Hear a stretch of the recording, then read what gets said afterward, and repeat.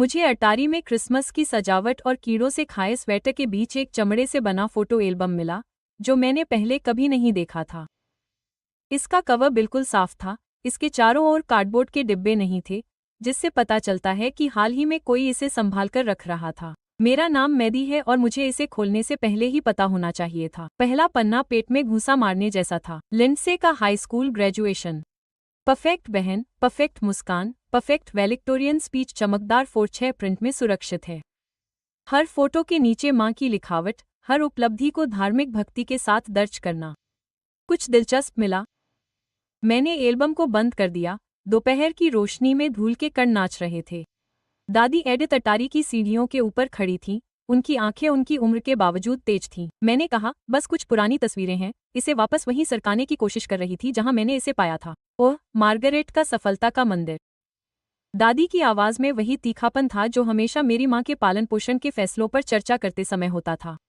आगे बढ़ो, इसे देखो। कभी कभी सच दुख देता है, लेकिन दिखावा करने से कम दुख देता है। मैंने एल्बम फिर से खोला। मेरी बहन की सफलताओं, एलिसा के पहले 8 शो, लिंडसे की शादी, दोनों के कॉलेज ग्रेजुएशन, उनकी प्रेगनेंसी, उनकी जिंदगी के पन्ने दर पन्ने बहुत ही बारीकी से लिखे और संभाले हुए थे। क्या कुछ छूट गया? दादी ने पूछा। मैंने जितना सोचा था उससे छोटा शब्द निकला। तुम्हारे 17 साल। उन्होंने पुष्टि की। तुम्हारा डांस रिसीट, तुम्हारे ऑनर रोल सर्टिफिकेट, पिछले साल स्कूल प्ले की वो खूबसूरत तस्वीर जिसमें तुमने पूरा शो चुरा लिया था। मेरा गला भर आया। शायद कोई और एल्बम हो। ओह, प्यारी बच्ची। दादी धूल भरे ट्रंक पर बैठ गईं। तुम जानती हो ऐसा कुछ नहीं है। मैंने और पन्ने पलटे, हर पन्ने ने मुझे मेरे अदृश्य होने की याद दिलाई। क्या तुम्हें इस बारे में पता था? पिछले हफ्ते जब मैं तुम्हारी माँ को साफ सफाई में मदद कर रही थी, तब मुझे यह मिला। वह मुझे ये सारी तस्वीरें दिखाकर बहुत खुश थी। मुझे एहसास ही नहीं हुआ कि वह मुझे असल में क्या दिखा रही हैं। मेरी उंगलियां एक तस्वीर के किनारे पर टिकी हुई थीं। लिंडसे का पहला मार्केटिंग अवार्ड। वे सभी कल यहाँ होंगे। एलिसा की दोबारा प्रेगनेंसी का जश्न मनाने के लिए फैमिली डिनर। और मुझे लगता है उन्हें लिंडसे के बच्चों पर नजर रखने की जरूरत होगी, जबकि वे सब वाइन पी रहे होंगे और यादें ताज़ा कर रहे होंगे। क्या वे हमेशा ऐसा नहीं करते? दादी की हंसी तीखी थी। जानती हो, मददगार होने और हल्के में लिए जाने में फर्क होता है। तुम्हारी बहनों ने जल्दी ही सीख लिया कि स्टार कैसे बनते हैं। शायद अब समय आ गया है कि तुम ना कहना सीखो। माँ गुस्सा हो जाएगी। शायद उसे इसकी जरूरत है। मैंने एल्बम बंद कर दिया, लेकिन तस्वीरें मेरे दिमाग में रह गईं। सालों तक भरोसेमंद, अच्छे, अदृश्य रहने के बावजूद जो कुछ नहीं था उसमें कैद हो गया। मैंने धीरे से कहा, मुझे न्यूयॉर्क के उस आर्ट स्कूल में एडमिशन मिल गया है, पूरी स्कॉलरशिप। अभी तक किसी को नहीं बताया। दादी की आंखें चमक उठीं। अब ऐसी खबरें एल्बम में होनी चाहिए। माँ चाहती है कि मैं घर के पास वाले राज्य में जाऊं। व्यावहारिक। मैं खड़ा हो गया और मेरी जीन्स पर धूल जम गई। उसने लिंडसे से पहले ही बात कर ली थी कि मुझे उसकी कंपनी में इंटर्नशिप दिलाऊं। और तुम क्या चाहती हो? यह सवाल हवा में धूल के गुबार की तरह छाया हुआ था, रोशनी को पकड़ रहा था, ध्यान मांग रहा था। नीचे, मैं रसोई में माँ को सुन सकता था, शायद कल के खाने की योजना बना रही थी, शायद पहले से ही बच्चों को संभालने, साफ सफाई करने और बाकी सभी के जीवन को आसान बनाने वाले अनगिनत छोटे मोटे कामों के लिए मुझ पर भरोसा कर रही थी। मैं चाहता हूँ कि शब्द अटक जाएं, फिर आज़ाद हो जाएं। मैं एल्बम में अपना खुद का पन्ना चाहता हूँ। दादी मुस्कुराईं, धीरे से और जानकार। फिर मैंने सुझाव दिया कि तुम कुछ ऐसी तस्वीरें लेना शुरू करो जिन्हें सहेजने लायक हो। मैंने एल्बम को वापस छुपाने की जगह पर रख दिया, लेकिन कुछ बदल गया था। कल वे सभी यहाँ होंगे, उसी पुरानी मैदी की प्रतीक्षा में, जो गुरुत्वाकर्षण की तरह विश्वसनीय है। उन्हें नहीं पता था कि मुझे कहानी बदलने का सही कारण मिल गया है।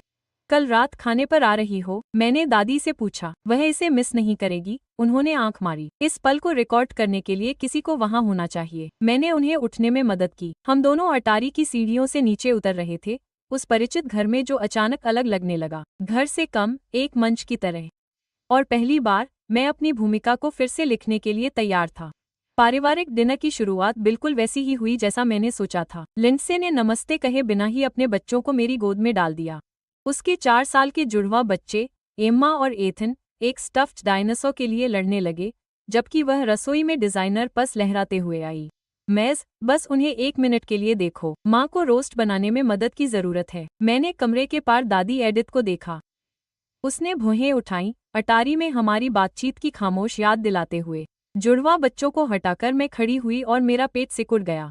वास्तव में मुझे अपना आर्ट पोर्टफोलियो पूरा करना है। कॉलेज के लिए आवेदन जल्द ही जमा करने हैं। उद्धरण चिन्ह। लिंडसे बीच रास्ते में ही ठिठक गई। क्या तुम कब से आर्ट स्कूल के लिए आवेदन कर रही हो? उद्धरण चिन्ह। जब से मैंने तय किया कि मैं करना चाहती हूँ। उसके शब्द मेरे एहसास से ज्यादा स्थिर थे। लेकिन माँ ने कहा, तुम ग्रेजुएशन के बाद मेरे साथ काम करने आओगे। हमने पहले ही चर्चा कर ली है। उद्धरण चिन्ह। तुमने चर्चा की थी? मैं वहाँ नहीं थी, याद है? जुड़वा बच्चों ने तनाव महसूस किया और चुप हो गए। रसोई में मैं माँ और एलिसा को बच्चों के नाम के बारे में बात करते हुए सुन सकती थी। पिताजी शायद अपनी वर्कशॉप में थे और हमेशा की तरह हर चीज से बच रहे थे। मैदी, मुश्किल मत बनो। लिंडसे की आवाज में वही दुआ भरी आवाज थी जो वह अपने बच्चों के साथ इस्तेमाल करती थी। यह एक शानदार मौका है। क्या आप जानते हैं कि मेरी फर्म में इंटर्नशिप के लिए कितने लोग मर मिटेंगे? फिर उनमें से किसी एक को दे दो। उसकी बिल्कुल साफ की हुई भुहें एक साथ जुड़ गईं। तुम्हें क्या हो गया है? कुछ नहीं। मैं सीढ़ियों की ओर बढ़ी। मुझे बस काम करना है। माँ, लिंडसे ने पुकारा। मैदी असंभव हो रही थी। और वह थी, जब मैंने अपनी नियत भूमिका नहीं निभाई तो डिफ़ॉल्ट प्रतिक्रिया। माँ को बुलाओ। उसे सबसे छोटे बच्चे को संभालने दो। माँ दरवाजे पर दिखाई दी, अपने एप्रन पर हाथ पोंछते हुए। मेलिन, तुम्हारी बहन को जुड़वा बच्चों की देखभाल में मदद की जरूरत है। तुम्हारा पोर्टफोलियो इंतजार कर सकता है। क्या यह हो सकता है? मैं उन दोनों की ओर मुड़ी। जैसे लिंडसे के बिजनेस डिनर में शामिल होने के दौरान मेरा डांस रिसीव रुका था, या एलिसा की गैलरी के उद्घाटन के दौरान मेरा आर्ट शो रुका था। यह उचित नहीं है। माँ ने शुरुआत की, लेकिन मैंने उन्हें बीच में ही रोक दिया। मुझे तस्वीरें दिखाओ। कौन सी तस्वीरें? जो तुमने मेरे इवेंट में ली थीं, जो तुमने ऊपर उस फैंसी एल्बम में सेव की थी। माँ का चेहरा लाल हो गया। लिंडसे उलझन में दिख रही थी। अचानक छाई खामोशी में मैं दादी एडिथ के धीमे कदमों की आहट सुन सकती थी। माँ ने कहा, मुझे नहीं पता कि तुम किस बारे में बात कर रही हो, लेकिन उसकी आवाज लड़खड़ा रही थी। अटारी में रखा एल्बम, जिसमें परिवार की सारी यादें हैं। मेरी नजरें उससे मिली, लेकिन मैं उसमें नहीं हूँ, एक बार भी नहीं। लिंडसे ने उपहास किया। नाटकीय मत बनो। बेशक तुम अंदर हो। मेरा आखिरी डांस रिसीट कब था? लिंडसे, स्प्रिंग म्यूजिकल में मैंने क्या भूमिका निभाई थी? मेरे जीवन में एक ऐसी चीज बताओ जिसमें तुम्हारे बच्चों की देखभाल शामिल न हो। उसने अपना मुंह खोला, बंद कर लिया। जुड़वा बच्चे कोने में चले गए थे, असामान्य रूप से शांत। मुझे लगता है, दादी एडिथ ने दरवाजे से कहा, अब समय आ गया है कि हम सब बैठकर असली बातचीत करें। चर्चा करने के लिए कुछ भी नहीं है, माँ ने झल्लाकर कहा। मैटी बस संवेदनशील हो रही है और हमें खाना बनाना है। दादी ने साफ साफ कहा, रोस्ट जल सकता है। यह ज्यादा मायने रखता है। एलिसा अपने गर्भवती पेट पर हाथ रखकर अंदर आई। क्या चल रहा है? लिंडसे ने बताया कि तुम्हारी बहन नखरे कर रही है। नहीं, मैंने कहा कि मुझे एक रहस्योद्घाटन हुआ है। एक अंतर है। मैंने अपना फोन निकाला, अपना ईमेल खोला और कल मिला स्वीकृति पत्र निकाला, जिसे मैं साझा करने से डर भी रही थी और तरस भी रही थी। न्यूयॉर्क अकेडमी ऑफ आर्ट्स में पूर्ण छात्रवृत्ति। मैंने जोर से पढ़ा। इस पतझड़ से शुरू। उसके बाद जो सन्नाटा पसरा था, वह बहरा कर देने वाला था। न्यूयॉर्क, माँ ने फुसफुसाया। लेकिन वह बहुत दूर है, स्वतंत्र। तुम्हारी योजना का हिस्सा नहीं है। मैंने अपना फोन जेब में रख लिया। हाँ, है। लिंडसे ने कहा, तुम गंभीर नहीं हो सकते। तुम 17 साल की हो। तुम्हें वही चाहिए जो मुझे चाहिए। मैंने बीच में कहा कि देखा जाना चाहिए। वास्तव में देखा जाना चाहिए, न कि केवल सुविधाजनक चाइल्ड केयर या आपके आदर्श जीवन में पृष्ठभूमि की सजावट के रूप में उपयोग किया जाना चाहिए। माँ ने बोलना शुरू किया, लेकिन दादी ने हाथ उठाया। उसे खत्म करने दो। मैंने कहा, मैं आज रात अपना पोर्टफोलियो पूरा कर रही हूँ और कल मैं अपनी उपलब्धियों की तस्वीरें लूंगी, अपना एल्बम शुरू करूंगी। आप सभी इसमें शामिल हो सकते हैं, लेकिन तभी जब आप वाकई वहां हो। मैं उन्हें स्तब्ध और मौन छोड़कर ऊपर चली गई। मेरे पीछे, मैंने जुड़वा बहनों को लिंडसे से पूछते सुना कि आंटी मैदी क्यों नाराज हैं, और पहली बार मेरी आदर्श बहन के पास कोई जवाब नहीं था। अपने कमरे में मैंने अपना लैपटॉप खोला और अपने पोर्टफोलियो पर काम करना शुरू कर दिया। फर्श से मैं ऊंची आवाजें सुन सकती थी। माँ और लिंडसे बहस कर रहे थे। एलिसा बीच बचाव करने की कोशिश कर रही थी। दादी के तीखे जवाब सब कुछ चीर रहे थे। सालों में पहली बार मैं नीचे शांति नहीं बना रही थी। मैं यहाँ ऊपर कला बना रही थी, चुनाव कर रही थी, लहरें बना रही थी। और यह बिल्कुल सही लग रहा था। दादी एडिथ के घर में हमेशा लवेंडर और पुरानी किताबों की खुशबू रहती थी। मैंने आज उनसे मिलने का प्लान नहीं बनाया था, लेकिन माँ के मौन व्यवहार और लिंडसे के निष्क्रिय आक्रामक संदेशों के 3 दिनों के बाद मुझे सांस लेने के लिए एक सुरक्षित जगह की जरूरत थी। दादी ने कहा, तुम्हारी माँ ने फोन किया था और 2 बार मेरे सामने चाय का कप रखा। मुझे लगता है, मैं नासमझ हो रहा हूँ। दरअसल वो जानना चाहती थी कि क्या मैं तुम्हें पैसे के बारे में कुछ समझा सकता हूँ। मेरा कप लगभग गिर ही गया था। कौन से पैसे? दादी अपनी कुर्सी पर बैठ गईं, उनके होठों पर हल्की मुस्कान थी। कॉलेज फंड जो मैं तुम्हारे पैदा होने के दिन से ही बना रही हूँ, जिसके बारे में तुम्हारी माँ को अभी पता चला है। तुम मेरे कॉलेज के लिए पैसे बचा रहे हो?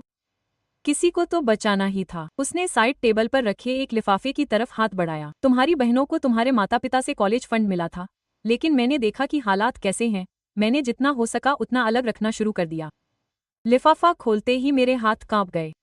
अंदर बैंक स्टेटमेंट में बैलेंस देखकर मेरी आंखों में आंसू आ गए। मैंने कहा, यही वजह है कि लिंडसे मेरा फोन बजा रही है। उसे लगता है कि वो मुझ पर न्यूयॉर्क छोड़ने का दबाव बना सकती है क्योंकि मुझे उनके पैसे की जरूरत होगी, और अब उसे पता है कि तुम्हें इसकी जरूरत नहीं है। दरवाजे पर दस्तक सुनकर हम दोनों चौंक गए। खिड़की से मैंने लिंडसे की मर्सिडीज को ड्राइववे में खड़ी देखा। दादी ने बड़बड़ाते हुए कहा, शैतान की बात करो, क्या तुम चाहती हो कि मैं उसे भेज दूं? उद्धरण चिन्ह। नहीं, मैंने अपनी रीढ़ सीधी की। मुझे इसे संभालना होगा। दादी के दरवाजे तक पहुंचने से पहले ही लिंडसे अंदर आ गई। उसका परफेक्ट मेकअप उसकी आंखों के नीचे के काले घेरों को छिपा नहीं पा रहा था। यह पूरी तरह से अनुचित है, उसने घोषणा की। दादी का इस तरह इस्तेमाल करना, मेरा इस्तेमाल करना, उद्धरण चिन्ह। दादी की आवाज से नर्क जम सकता था। बेटा बैठ जाओ, नहीं तो और शर्मिंदा हो जाओगे। लिंडसे बैठी, लेकिन घबराहट से उसके पैर उछल रहे थे। माँ टूट गई। पिताजी कई दिनों से वर्कशॉप से बाहर नहीं आए हैं, और एलिसा के डॉक्टर का कहना है कि उसका ब्लड प्रेशर बहुत हाई है। अगर तुम उसका फोन उठाते तो तुम्हें पता चल जाता। मैंने कहा, एलिसा की प्रेगनेंसी को लेकर मुझे ग्लानि मत दिलाना। तब नहीं जब तुमने ही उससे कहा था कि बच्चे के आने के बाद मैं मदद के लिए मौजूद रहूंगा, क्योंकि परिवार यही करता है। नहीं, मैं यही करता हूँ। तुम्हें और एलिसा को जिंदगी, करियर और परिवार मिलेगा। मैं सपोर्ट सिस्टम बनूंगा। हमने तुम्हें खूब सपोर्ट किया। एक बार बताए। खामोशी छा गई। दादी चुपचाप चाय पी रही थीं। लिंडसे ने आखिर में कहा, यह सपोर्ट के बारे में नहीं है, यह तुम्हारे स्वार्थी होने के बारे में है। अपने परिवार को छोड़कर न्यूयॉर्क भाग जाना, जैसे तुमने अपने सपनों को छोड़ दिया हो। मेरे बोलने से पहले ही उसके मुंह से शब्द निकल गए। लिंडसे का चेहरा पीला पड़ गया। क्या तुम लेखक बनना चाहती थीं? याद है, जब मैं छोटा था तो तुम मुझे कहानियां सुनाते थे, लेकिन माँ और पिताजी को लगता था कि मार्केटिंग ज्यादा व्यवहारिक है, इसलिए तुमने हार मान ली। अब तुम सफल और दुखी हो, और तुम बर्दाश्त नहीं कर सकते कि मैं अलग चुनाव कर रहा हूँ। तुम मेरे जीवन के बारे में कुछ नहीं जानते। मैं जानता हूँ कि तुम कभी कभी पारिवारिक भोज के बाद अपनी कार में रोते हो। मैं जानता हूँ कि तुम अपनी नौकरी से नफरत करते हो, लेकिन पदोन्नति के लिए प्रयास करते रहते हो। मैं जानता हूँ कि तुम चाहते हो कि मैं तुम्हारे रास्ते पर चलूं क्योंकि इससे तुम्हारे चुनाव मान्य होंगे। लिंडसे के गालों पर आंसू बह निकले, जिससे उसका काजल खराब हो गया। मैं तुम्हें किससे बचाने की कोशिश कर रहा हूँ? खुश रहने से, खुद होने से, असफल होने से। वह खड़ी हो गई, हाथ भींचे। क्या तुम जानते हो कि बाहर कितनी मुश्किलें हैं? कितने लोग कला में कभी सफल नहीं हो पाते? कम से कम मेरे साथ तुम्हें सुरक्षा मिलेगी, तुम्हारे जैसा भविष्य। मैंने उसकी निगाहों से देखा, किसी और की सफलता के संस्करण को जी रहा था। संघर्ष उसके अंदर से खत्म होता दिख रहा था। वह फिर से नीचे बैठ गई, किसी तरह छोटी हो रही थी, उस बहन की तरह जो मुझे सोने से पहले कहानियां सुनाती थी। मैं बस चाहता था, उसने फुसफुसाया, फिर रुक गई। दादी ने मदद की या नियंत्रण के लिए? लिंडसे ने अपनी आंखें पोंछीं, जिससे उसकी उंगलियों पर काले धब्बे पड़ गए। माँ तुम्हें काट देगी। उसने मुझसे कहा था कि मैं तुमसे कहूं, अगर तुम न्यूयॉर्क जाओगी तो कोई कार नहीं, कोई फोन नहीं, कोई सपोर्ट नहीं। मैंने दादी की तरफ देखा, जिन्होंने हल्का सा सिर हिलाया। मुझे इसकी जरूरत नहीं है, लेकिन मुझे पूरी स्कॉलरशिप मिल गई है। मुझे दादी का सपोर्ट है, और सबसे बड़ी बात, मैं खुद हूँ। मैं खड़ा हो गया। तुम मुझे ड्रैगन से लड़ने वाली बहादुर लड़कियों की कहानियां सुनाते थे, याद है? शायद अब मुझे खुद से लड़ने का समय आ गया है। लिंडसे ने मुझे काफी देर तक देखा, फिर कांपते हाथों से अपना पर्स उठाया। दरवाजे पर वह रुक गई। ड्रैगन, उसने धीरे से कहा, वे हमेशा मेरी कहानियों में जीतते थे। नहीं, मैंने उसे सुधारा। तुमने अंत से पहले ही लिखना बंद कर दिया। उसके जाने के बाद दादी और मैं चुपचाप बैठे रहे, अपने कपों से भाप उठते हुए देख रहे थे। बाहर लिंडसे की कार कई मिनट तक खड़ी रही और आखिरकार चली गई। उद्धरण चिन्ह। खैर, दादी ने कहा, मेरा मानना है कि इसे ही सफलता कहते हैं। मुझे यकीन नहीं था कि उनका मतलब लिंडसे के लिए था या मेरे लिए, शायद दोनों के लिए। पिताजी की कार्यशाला में चूरा और टूटे वादों की गंध आ रही थी। मैंने उन्हें कैबिनेट पर उसी जगह पर रेत लगाते हुए पाया, जिस पर वे महीनों से काम कर रहे थे। उनके कंधे दुनिया की ओर झुके हुए थे, उद्धरण चिन्ह। तुम्हारी माँ फिर से रो रही है, उन्होंने ऊपर देखे बिना कहा। मुझे पता है, एलिसा ने फोन किया। उसने कहा कि तनाव के कारण वह अपने बच्चे को खो सकती है। अपराधबोध ने मुझे शारीरिक चोट पहुंचाई, लेकिन मैंने खुद को सीधा खड़ा होने के लिए मजबूर किया। यह उचित नहीं है, पापा। आखिरकार वह मुड़े। उनकी आंखें सुरक्षा चश्मे के पीछे थकी हुई थीं। यह सब उचित नहीं है, मैडी, लेकिन यह परिवार है ना? मैंने एक लकड़ी का बुरादा उठाया और उसे गिरने दिया, क्योंकि जहां मैं खड़ी हूं, वहां से परिवार त्याग की तरह दिखता है। बस हर कोई त्याग नहीं कर रहा है। उसने अपना सैंडपेपर रख दिया। यह एक दुर्लभ संकेत था कि वह वास्तव में संलग्न था। क्या आपको लगता है कि मैं त्याग को नहीं समझती? मैंने तुम्हारी माँ की शिक्षा का समर्थन करने के लिए अपना आर्किटेक्चर करियर छोड़ दिया कि तुम लड़कियों के साथ यहाँ रहो, और यह तुम्हारे लिए कैसे काम कर रहा है? तुम्हारी कार्यशाला में छिपा हुआ है, जबकि सब कुछ बिखर रहा है। सच्चाई हमारे बीच सूरज की किरणों में धूल की तरह लटकी हुई थी। पापा ने फिर से अपना सैंडपेपर लिया, लेकिन मैंने आगे बढ़कर कैबिनेट पर अपना हाथ रखा। मुझे अपना कॉलेज निबंध मिला, मैंने कहा, जो मैंने पिछले साल कला का अध्ययन करने की इच्छा के बारे में लिखा था। माँ द्वारा समीक्षा किए जाने के बाद वह कूड़ेदान में था। उनका हाथ कांप रहा था। थोड़ा। उसका इरादा अच्छा है। उसका मतलब है कि उसके परिवार के लिए सबसे अच्छा क्या है। जैसे उसने लिंडसे को लिखने की बजाय मार्केटिंग की पढ़ाई करने के लिए मनाया था। जैसे उसने एलिसा को बताया था कि शादी होने तक उसकी कला सिर्फ एक शौक है। तुम्हारी माँ अकेली जिम्मेदार नहीं है। मैंने उसकी आंखों से देखा। तुमने यह सब होते देखा। तुमने तय किया कि अपनी बेटियों के लिए खड़े होने से ज्यादा आसान फर्नीचर बनाना है। वर्कशॉप का दरवाजा खुला और माँ वहां खड़ी थी। रोने से उसका चेहरा लाल हो गया था। ग्रेगरी, मुझे चाहिए कि तुम उसे समझाओ। वह हमारी सारी योजनाएं बर्बाद कर रही है। जैसे तुमने मेरा निबंध बर्बाद कर दिया। मेरे रोकने से पहले ही उसके मुंह से शब्द निकल गए। माँ स्तब्ध रह गई। पिताजी को अचानक फिर से अपने सैंडपेपर में दिलचस्पी हो गई।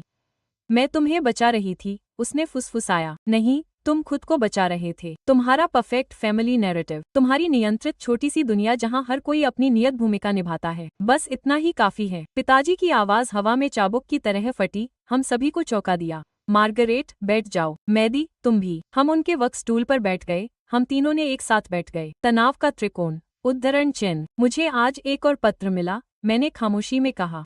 न्यूयॉर्क अकेडमी से। वे मेरे पोर्टफोलियो को अपने आने वाले छात्र शोकेस में दिखाना चाहते हैं। माँ ने बोलना शुरू किया, लेकिन पिताजी ने हाथ उठा लिया। उन्हें बोलने दिया। उन्होंने कहा, मेरे काम में उल्लेखनीय भावनात्मक गहराई और तकनीकी संभावनाएं हैं कि ललित कला में मेरा वास्तविक भविष्य हो सकता है। मैंने अपना फोन निकाला और उन्हें ईमेल दिखाया। सबसे पहले मैं तुम्हें बताना चाहती थी, माँ, तुम दोनों को। लेकिन मुझे पता था कि तुम इसे किसी गलत चीज में बदल दोगी। माँ के होंठ कांप रहे थे। हम सिर्फ वही चाहते हैं जो किसके लिए अच्छा हो। पिताजी के सवाल ने उनके पहले से तैयार जवाब को झकझोर दिया। हम दोनों उन्हें घूरते रहे। मैडी के लिए या तुम्हारे हिसाब से उसे कैसा होना चाहिए? ग्रेगरी। नहीं, मार्गरेट। मैं बहुत देर से चुप थी। वो खड़े हुए और अपने आधे अधूरे प्रोजेक्ट्स के बीच टहल रहे थे। मैंने तुम्हें लिंडसे के सपनों को तब तक आकार देते देखा जब तक कि वो भूल नहीं गई कि वो कभी उसके थे। जब तुमने एलिसा को समझाया कि कला बस एक चरण है तो मैंने कुछ नहीं कहा। लेकिन जब तुम हमारी बेटियों को खत्म कर रहे हो तो मैं अलमारियां बनाना बंद कर दूंगी। माँ का चेहरा सफेद पड़ गया। तुम्हारी हिम्मत कैसे हुई? वो सही है। ये शब्द मुक्ति की तरह लगे। और तुम जानती हो कि वो है। इसलिए तुम मेरे चुनाव के खिलाफ इतनी लड़ाई लड़ रही हो, क्योंकि अगर मैं सफल हो जाती हूँ तो ये साबित होता है कि तुम हर चीज में गलत थी। मैं तुम्हें बचाने की कोशिश में कभी गलत नहीं थी। क्या? खुश रहने से, खुद होने से।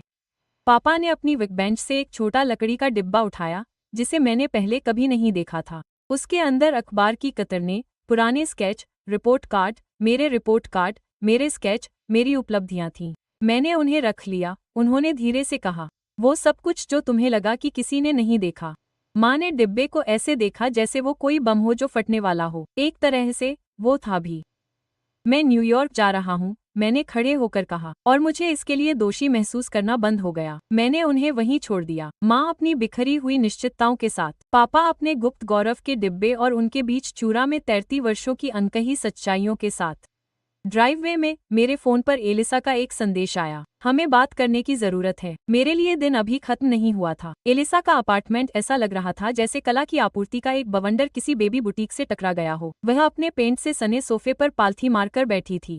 एक हाथ उसके सूजे हुए पेट पर रखा हुआ था, दूसरे में चाय का प्याला था। तुम माँ को मार रहे हो, उसने बिना किसी भूमिका के कहा। मजेदार बात है, वह मेरे साथ भी ऐसा ही कर रही है। यह कोई मजाक नहीं है, मैदी। उसका रक्तचाप आसमान छू रहा है। पिताजी थेरेपी के बारे में बात कर रहे हैं और मेरे डॉक्टर का कहना है कि अगर मैं तनाव कम नहीं करता तो मत करो। उद्धरण चिन्ह। मैंने पेरेंटिंग किताबों के ढेर पर कदम रखा। अपनी प्रेगनेंसी की जटिलताओं को मेरी गलती मत बनाओ। मैं नहीं हूँ। मैं तुम्हें बता रही हूँ कि क्या हो रहा है जबकि तुम अपने भागने की योजना बनाने में व्यस्त हो। उसकी आवाज में कड़वाहट ने मुझे चौंका दिया। एलिसा हमेशा शांतिप्रिय, स्वतंत्र आत्मा रही है। अब वह लिंडसे की तरह लग रही थी। याद है जब तुम आर्ट स्कूल जाना चाहती थी? मैंने धीरे से पूछा। वह झिझक गई। वह अलग था। क्या ऐसा था? या माँ ने तुम्हें समझाया था कि ऐसा है?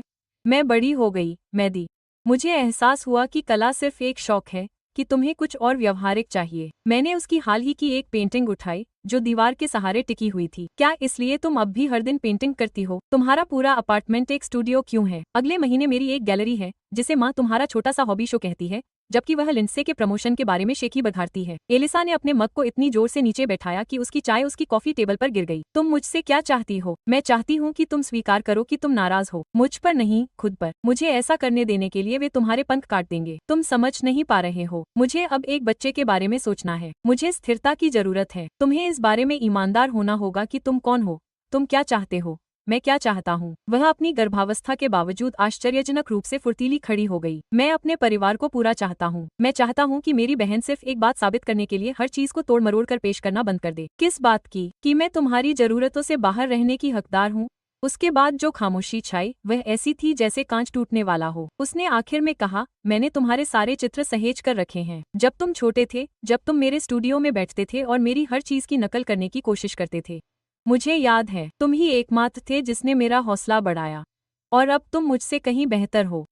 उसकी आवाज फट गई। तुम न्यूयॉर्क जा रहे हो उस सपने को जीने के लिए जिसे मैंने छोड़ दिया था, और मैं यहाँ नर्सरी में भित्ति चित्र बना रहा हूँ और दिखावा कर रहा हूँ कि यह काफी है। इसकी सच्चाई हमारे बीच धुएं की तरह लटकी हुई थी। मेरे साथ आओ, मैंने अचानक कहा। क्या? बच्चे के बाद न्यूयॉर्क आ जाओ। वहाँ गैलरी है, अवसर हैं। उद्धरण चिन्ह। इसे बंद करो। उसने खुद को अपनी बाहों में लपेट लिया। बस रुक जाओ। क्यों? क्योंकि मुझसे नाराज होना यह स्वीकार करने से ज्यादा आसान है कि तुम फंस गई हो। उद्धरण चिन्ह। क्योंकि मैं नहीं कर सकती। उसके मुंह से ये शब्द फूट पड़े। मैं तुम्हें छोड़कर नहीं जा सकती, माँ और पिताजी। मैं हर किसी को निराश नहीं कर सकती। मैं नहीं कर सकती। मैं तुम्हारी तरह नहीं हो सकती। उद्धरण चिन्ह। मेरा फोन बज उठा। लिंडसे का एक और टेक्स्ट, शायद माँ के ताज़ा संकट के बारे में। मैंने उसे नजरअंदाज कर दिया। क्या आप जानते हैं सबसे बुरी बात क्या है? एलिसा ने कहा, अब आंसू बह रहे हैं। आप सही कह रहे हैं। माँ के बारे में, हमारी पसंद के बारे में, इस पूरे उलझे हुए पारिवारिक हालात के बारे में। लेकिन जानने से कुछ नहीं बदलता। यह सब कुछ बदल देता है। मैं करीब गया, उसका हाथ पकड़ लिया। आप कर सकते थे, उसने दूर कर दिया। मुझे चाहिए कि आप चले जाएं। Elisa, please. बच्चा। उसने अपने पेट पर हाथ रखा। मैं अभी इसे संभाल नहीं सकती। जैसे ही मैं दरवाजे पर पहुंचा, उसने पुकारा, मैदी। मैं मुड़ा। जब तुम न्यूयॉर्क पहुंचोगी तो उसने जोर से निगल लिया। कुछ सुंदर पेंट करना, हम दोनों के लिए कुछ मुफ्त। बाहर, मैंने अपना फोन चेक किया। माँ के 5 मिस्ड कॉल, लिंडसे के 3 टेक्स्ट, पिताजी का एक संदेश। तुम्हारी माँ ने कल रात एक पारिवारिक बैठक बुलाई है, कोई समझौता नहीं। और वहाँ था, आखिरी मुकाबला जिसकी ओर वे बढ़ रहे थे। मुझे मेरी नियत भूमिका में वापस लाने का आखिरी प्रयास। मैंने एक शब्द का जवाब दिया, नहीं। फिर मैंने दादी एडिथ को फोन किया। क्या तुम कल मेरे साथ मेरे कमरे को पैक करने आ सकती हो? उन्होंने तुरंत जवाब दिया, बहुत जल्दी। आसमान मेरे दिल पर लगे घावों की तरह बैंगनी हो रहा था। लेकिन हफ्तों बाद पहली बार मुझे हल्का और आज़ाद महसूस हुआ। उन्हें अपने पसंदीदा बलि के बकरे के बिना अपनी पारिवारिक बैठक करने दो। मुझे पेंटिंग बनानी थी, पंख फैलाने थे और एक जिंदगी फिर से हासिल करनी थी। कल अलविदा कहने के लिए काफी समय होगा। उन्होंने मुझे ड्राइववे में घेर लिया। माँ, पिताजी, लिंडसे और यहाँ तक कि एलिसा ने भी फायरिंग स्क्वाड की तरह तैयार होकर मुझे घेर लिया, जब मैं और दादी एडिथ मेरे कमरे के लिए खाली बक्से लेकर आए। माँ ने कहा, अब। दादी ने मेरा हाथ दबाया। याद रखना, तुम उन्हें अपने सपने नहीं सौंप सकते। अंदर, लिविंग रूम किसी अदालत की तरह लग रहा था। मेरी बहनें सोफे पर हमारे माता पिता के बगल में बैठी थीं, और मैं उनके सामने अकेली कुर्सी पर बैठी थी। क्लासिक पाकप परिवार की गतिशीलता, हर कोई एक के खिलाफ। यह अब खत्म होता है, माँ ने शुरू किया।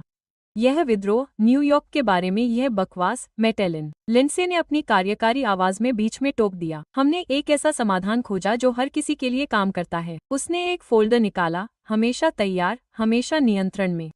एक समझौता। तुम मेरी फर्म में इंटर्नशिप करते हुए सामुदायिक कॉलेज में कला की कक्षाएं ले सकते हो, घर पर रहो, पैसे बचाओ, अपने बच्चों की देखभाल करते रहो। मैंने खत्म किया। एलिसा ने कहा, मुश्किल मत बनो, लेकिन उसकी आंखें मुझसे नहीं मिल रही थीं। हम मदद करने की कोशिश कर रहे हैं। नहीं, तुम मुझे अपनी तरह फंसाए रखने की कोशिश कर रहे हो। माँ आगे बढ़ी। बस बहुत हो गया। तुम्हारी बहन तुम्हें अपने रास्ते पर चलने का मौका दे रही है जैसे तुमने उसे अपने रास्ते पर चलने को कहा। मैंने अपने फैसले खुद लिए, लिंडसे ने झल्लाकर कहा। क्या तुमने किया? तो फिर मुझे तुम्हारी पुरानी नोटबुक, जो कहानियां तुम लिखा करते थे, पिताजी की कार्यशाला में किसी शर्मनाक रहस्य की तरह क्यों मिली? उसके चेहरे का रंग उड़ गया। पिताजी असहज होकर हिल गए। यह मेरे बारे में नहीं है, लिंडसे ने कहा, लेकिन उसकी आवाज कांप रही थी। यह हम सभी के बारे में है। मैं खड़ा हुआ, मेरे पैर कांप रहे थे, पर मेरी आवाज स्थिर थी। माँ कैसे हम सबकी जिंदगी ऐसे चलाती है जैसे हम उसकी निजी कठपुतली हों। पिताजी कैसे हिम्मत बढ़ाने की बजाय फर्नीचर बनाते हैं। आप और एलिसा ने अपने सपने छोड़ दिए और अब यह बर्दाश्त नहीं कर सकते कि मैं अपने सपनों के लिए लड़ रहा हूँ। क्या आप कृतज्ञ हैं? माँ ने शुरुआत की, पर पिताजी ने उनकी बाँह छू ली। मार्गरेट, उन्होंने धीरे से कहा, उसे बोलने दो। नहीं। माँ तुरंत खड़ी हो गई। मैं उसे अपने स्वार्थ से इस परिवार को तबाह नहीं करने दूंगी। तुमने इसे पहले ही तबाह कर दिया है, मैंने कहा। हर बार जब तुमने मेरी उपलब्धियों को नजरअंदाज किया, हर बार जब तुमने लिंडसे को जुनून की जगह सुरक्षा चुनने को कहा, हर बार जब तुमने एलिसा की कला को शौक कहा, मैंने तुम्हें सब कुछ दिया। माँ की आवाज फट गई। वो सब कुछ जो मेरे पास कभी नहीं था। अवसर, स्थिरता, तुमने हमें पिंजरे दिए। सच सामने आने पर दुख हुआ, पर मैं रुक नहीं सका। सुंदर, आरामदायक पिंजरे जिन पर सभी सही लेबल लगे थे। एक आदर्श बेटी, जिम्मेदार बेटी, और मैं, एक अतिरिक्त, अगर दूसरों को किसी चीज की जरूरत हो। खामोशी टूटे हुए कांच की तरह छा गई।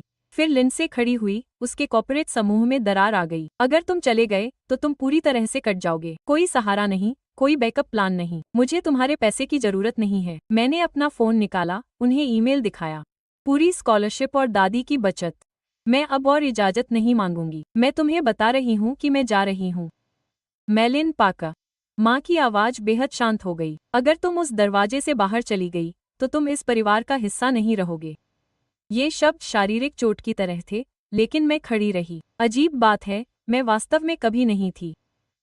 माँ, एलिसा ने अपने पेट पर हाथ रखकर कहा।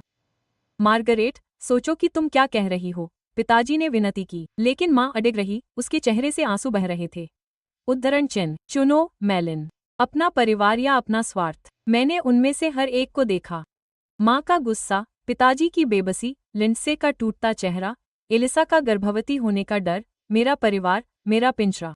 मैंने खुद को चुना। मैं सीढ़ियों की ओर मुड़ा, लेकिन लिंडसे ने मेरा हाथ पकड़ लिया। मैडी, प्लीज, हमें तुम्हारी जरूरत है। नहीं। मैंने धीरे से उसका हाथ हटा दिया। तुम्हें अपनी पसंद के लिए किसी को दोष देने की जरूरत है। किसी और को ढूंढो, तुम असफल हो जाओगे। माँ ने मुझे बुलाया। जब न्यूयॉर्क तुम्हें चबाएगा और थूक देगा, तो तुम रेंगते हुए वापस आओगे। मैं सीढ़ियों पर रुक गया। हो सकता है, लेकिन मैं तुम्हारी कठपुतली बनने में सफल होने से बेहतर खुद होने में असफल होना पसंद करूंगा। ऊपर, मेरा कमरा अपने खाली बक्सों के साथ इंतजार कर रहा था, पैक करने के लिए तैयार, भागने के लिए तैयार। लेकिन जैसे ही मैं पहले डिब्बे के लिए पहुंचा, मेरे हाथ कांपने लगे। वे एक बात में सही थे। मैं असफल होने, सफल होने, पहली बार सचमुच अकेले होने से डर रहा था। लेकिन सबसे डरावना था वहां रहने का विचार, पाका परिवार का एक और शिकार बनने का, बगल में अपना आरामदायक पिंजरा बनाने का विचार। उनके मेरी खिड़की से, मैं दादी एडिथ को ड्राइववे में पहरेदार की तरह खड़ा देख सकता था। नीचे, आरोप प्रत्यारोप की लहरों की तरह आवाजें उठ रही थीं और गिर रही थीं। मैंने पहला डिब्बा उठाया।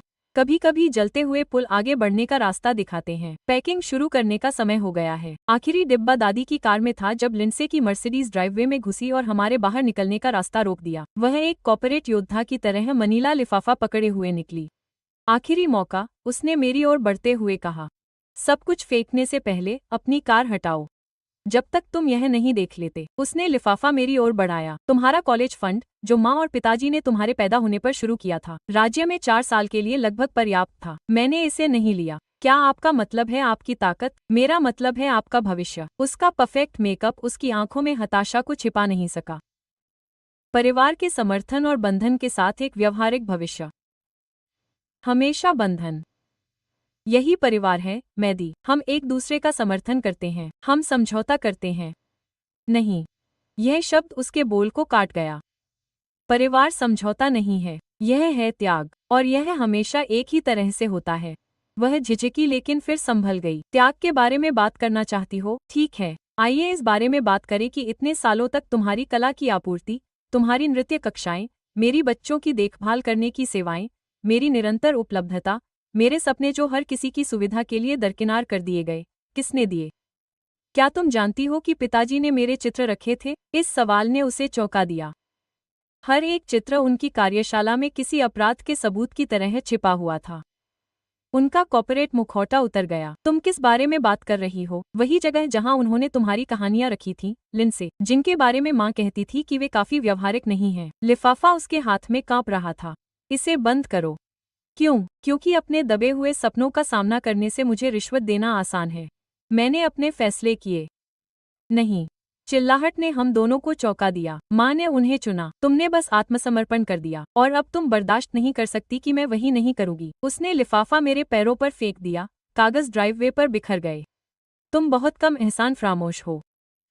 दादी एडिथ की आवाज़ चाबुक की तरह फटी। वह बाहर निकली। उसकी कार, उसके हाथों में कुछ था। उसे दिखाओ, मेलिन। मैंने अपना फ़ोन निकाला, वह ईमेल खोला जिसे मैं बचा रहा था। पूरी स्कॉलरशिप, साथ ही सप्लाई के लिए स्टाइपेंड। और ये, मैंने दादी की तरफ सिर हिलाया, जिन्होंने एक बैंक बुक पकड़ी हुई थी। दादी मेरे जन्म से ही मेरे लिए पैसे बचा रही हैं। एक अलग अकाउंट जिसके बारे में माँ को कभी पता नहीं चला। लिंडसे लड़खड़ा गई जैसे मैंने उसे मारा हो। उद्धरण चिन्ह, तुमने यह सब प्लान किया था? यह सब? नहीं, मैं बस अपने सपनों को पाकर परिवार की एक और दुर्घटना बनने नहीं देना चाहती। तुम असफल हो जाओगे, उसने फुसफुसाया, लेकिन उसके शब्दों में विश्वास की कमी थी। उद्धरण चिन्ह, तुम अकेले हो जाओगे। मैं पहले से ही अकेला हूँ। फर्क यह है कि अब मैं अपनी शर्तों पर अकेला रहूंगा। मेरी नज़र एक हलचल पर पड़ी। पिताजी दरवाजे पर खड़े होकर देख रहे थे। उनके पीछे माँ सीढ़ियों पर बैठी थी, अपने सिर को अपने हाथों में लिए हुए। एलिसा कहीं नहीं दिख रही थी। अपनी कार हटाओ, मैंने फिर से कहा। या क्या? या फिर मुझे वैसे भी उस परफेक्ट गुड बाय के बिना जाते हुए देखो जिसे तुम लिखने की कोशिश कर रहे हो। उसके चेहरे पर कुछ टूट गया। कॉर्पोरेट मुखौटा, बहन का आदर्श मुखौटा, दशकों के अनुपालन का भार। मैं तुम्हारे जैसी लड़कियों के बारे में लिखा करती थी, उसने धीरे से कहा। बहादुर, आजाद। इससे पहले कि माँ तुम्हें समझाती कि यह बचकाना है, उसने सिर हिलाया, उसके मेकअप से आंसू बह रहे थे। बहुत देर नहीं हुई है, मैंने फिर से लिखना शुरू करने की पेशकश की। हाँ, हो गया। उसने अपनी चाबियां खोजी। कुछ पिंजरे तुम खुद बनाते हो। जैसे ही उसने अपनी कार घुमाई, पिताजी आखिरकार आगे बढ़े। मैदी, मुझे पता है, पिताजी। कार्यशाला, चित्र। मुझे करना चाहिए था। हाँ, तुम्हें करना चाहिए था।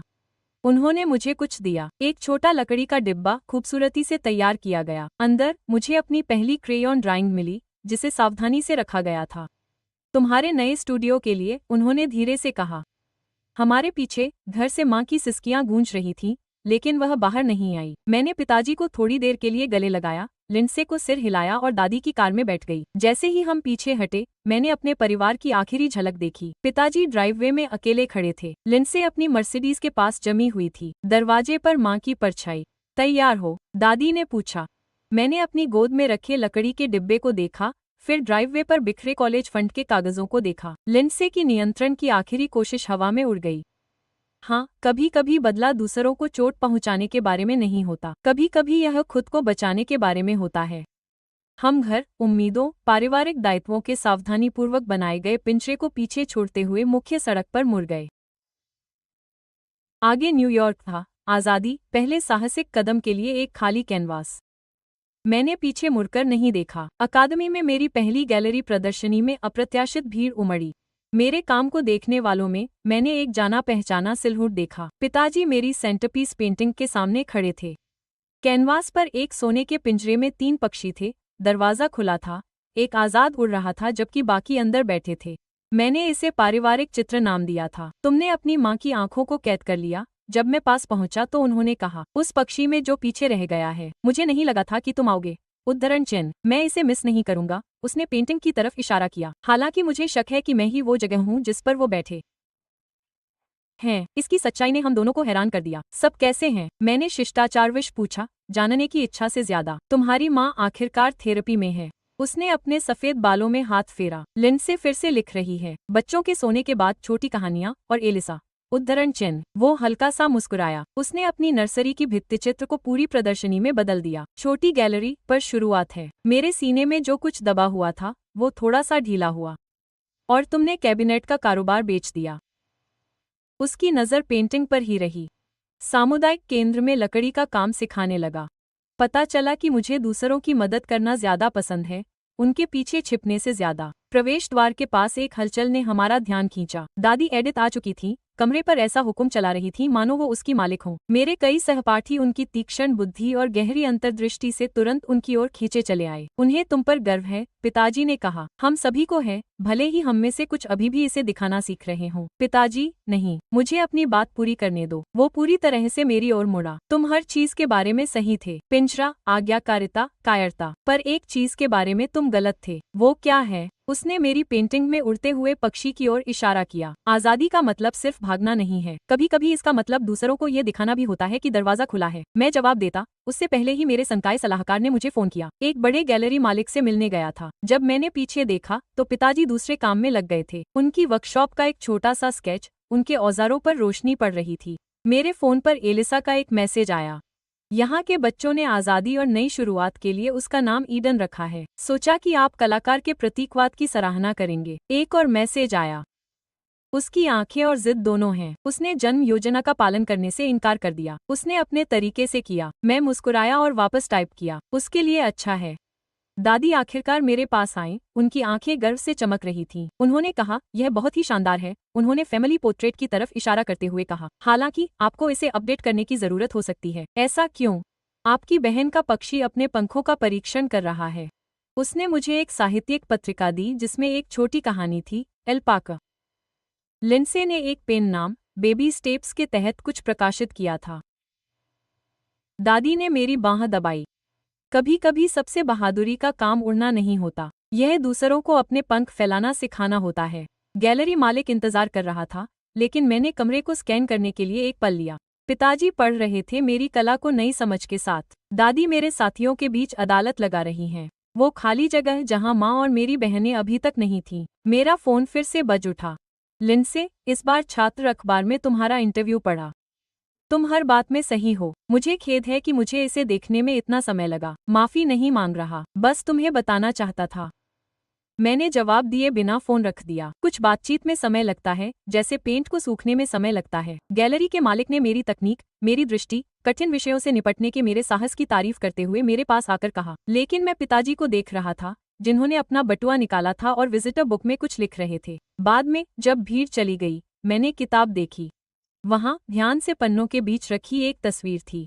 मैं 5 साल का था, पेंट से सना हुआ, गर्व से अपनी पहली असली कलाकृति पकड़े हुए। पीछे, पिताजी की सावधानीपूर्वक लिखावट में, जिस दिन तुमने उड़ान भरना शुरू किया, मैंने इसे प्रदर्शनी में जोड़ा। पारिवारिक चित्र के ठीक बगल में, एक शुरुआत के बगल में एक अंत। या हो सकता है कि वे दोनों शुरुआतें थीं, यह इस बात पर निर्भर करता है कि आप इसे कैसे देखते हैं। बाहर, नया यॉर्क की रोशनी ने आसमान को संभावनाओं से भर दिया। घर में कहीं एलिसा अपनी विद्रोही बेटी को गोद में लिए हुए थी। लिंडसे छुपकर लिख रही थी। माँ आखिरकार अपने दुश्मनों का सामना कर रही थी। पिताजी कुछ नया बना रहे थे, और मैं ठीक उसी जगह पर था जहाँ मुझे होना चाहिए था, आजाद, सृजनशील, दूसरों को उनके पिंजरों से बाहर निकलने का रास्ता दिखा रहा था। कभी कभी सबसे अच्छा बदला इतना अच्छा जीवन जीना होता है कि हर कोई